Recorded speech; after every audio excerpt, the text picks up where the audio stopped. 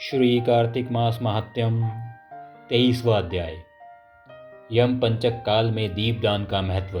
सूत जी बोले कि हे मुनिगणों, यह कथा सुनकर महाराज पृथु ने नारद जी से पूछा कि हे देव ऋषि, यम पंचक काल कौन सा है तथा उसमें दीपदान का क्या महत्व है। नारद जी बोले कि हे राजन, कार्तिक मास के कृष्ण पक्ष की 13 से शुक्ल पक्ष की द्वितीया तक का समय यम पंचक काल कहलाता है। कृष्ण पक्ष की 13 को धनतेरस कहा जाता है। इस दिन रात्रि में यमराज के नियमित दीपक जलाने से यमराज प्रसन्न होते हैं। दीपदान करने से अकाल मृत्यु आदि का भय नहीं रहता। कृष्ण पक्ष की चतुर्दशी को नरक चतुर्दशी भी कहा जाता है। इस दिन तिल का तेल, अपमार्गा तथा दूर्वा आदि लगाकर स्नान करना चाहिए। स्नान के बाद दक्षिण की ओर मुख करके दाहिने होकर जल में तिल मिलाकर और 3-3 अंजलि से यमाय, धर्मराजाय, मृत्युवाय, अंतकाय, कालाय, सर्वभूताक्षाय, ओम दुम्राय, ध्यानाय, परमिष्टाय, बकोदराय, चित्राय, चित्रगुप्ताय कहकर तर्पण करें।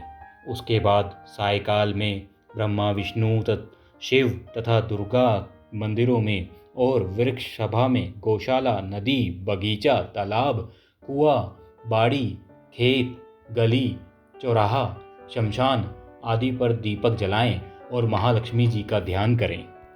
श्री नारद जी बोले कि हे राजन, यदि शस्त्र से किसी की मृत्यु हो जाए तो उसके निमित्त भी चतुर्दशी को दीपदान करना चाहिए। ऐसे करने से अक्षय पुण्य की फल प्राप्ति होती है। इसके बाद किसी कन्या, ब्रह्मचारी तथा तपस्वी को भोजन कराना चाहिए। इससे शिवलोक की प्राप्ति होती है। कार्तिक की अमावस्या को अर्थात दीपावली के दिन स्नान आदि से निवृत्त होकर पितरों का पूजन एवं श्राद्ध करके ब्राह्मणों को भोजन कराएं। फिर संध्या काल में तुलसी के समीप मंदिर, नदी, पर्वत, शमशान, गौशाला तथा चौराहे पर दीपक जलाना चाहिए। तत्पश्चात लक्ष्मी जी की स्तुति कर उन्हें जगाएं। हे राजन, जिस प्रकार पतिव्रता नारी अपने पति के जागने से पूर्व ही जाग जाती है, उसी प्रकार लक्ष्मी जी भी भगवान से 12 दिन पहले जाग जाती है। बोलो लक्ष्मी मैया की जय। अमावस्या के दिन बच्चे, वृद्ध एवं रोगियों को छोड़कर कोई अन्य भोजन ना करें और सायकाल में लक्ष्मी जी का पूजन करने के बाद ही भोजन करना चाहिए।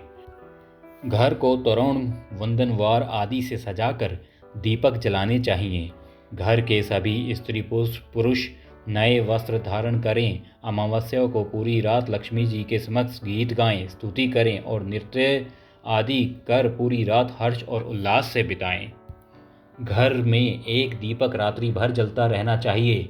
हे राजन, उस रात लक्ष्मी जी जब सब घर में जाती है, जो घर अधिक सुंदर, स्वच्छ एवं पवित्र होता है, वहाँ दीर्घ काल तक निवास करती है।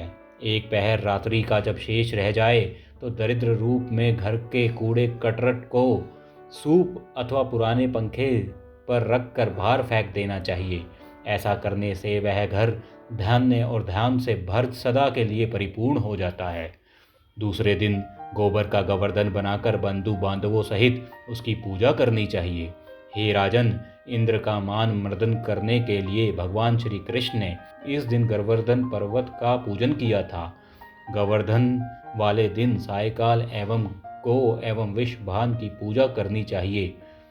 अपने परिवार के लिए भरण पोषण और रक्षा की प्रार्थना करनी चाहिए।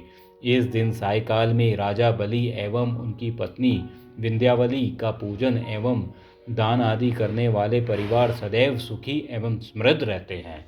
श्रीमन नारायण नारायण नारायण, लक्ष्मी नारायण नारायण नारायण, भजमन नारायण नारायण नारायण, लक्ष्मी नारायण नारायण नारायण।